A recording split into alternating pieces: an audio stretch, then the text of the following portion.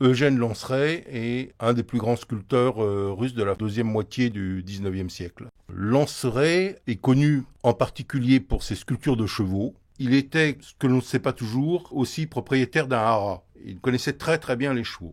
Donc cette sculpture est connue sous plusieurs appellations, soit le boyard, soit le vieux boyard, soit le boyard Morozov, soit le capitaine d'armée en anglais, curieusement.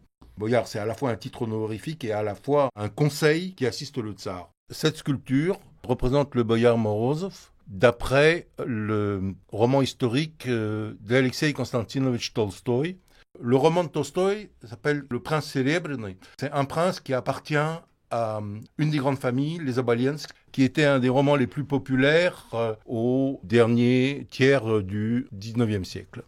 Lanceray a repris exactement la description de Tolstoï. La seule différence substantielle est que sur cette sculpture, le boyard Morozov a sa masse d'armes à la main, alors que dans la description qu'en fait Tolstoï, elle est trop lourde pour lui déjà parce qu'il est âgé et elle pend à sa selle la tête vers le bas.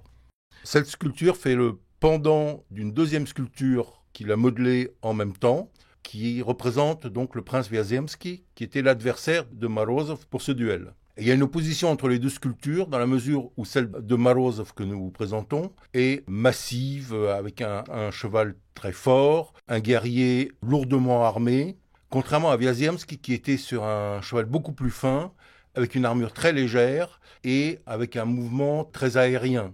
Il faut replacer également cette sculpture dans tout le mouvement de la deuxième moitié du XIXe siècle en Europe, qui a donné l'historismus en Allemagne, le néo-gothique en France, avec Viollet-le-Duc et la construction de Pierrefonds, l'appétit pour les copies d'armure, etc. qu'il y avait. Ça se rapporte à un personnage de l'époque de Ivan le Terrible, donc du XVIe siècle. Mais Morozov et Viazemski vont tous les deux mal finir dans la mesure où ils seront tous les deux condamnés par Ivan le Terrible et mis à mort.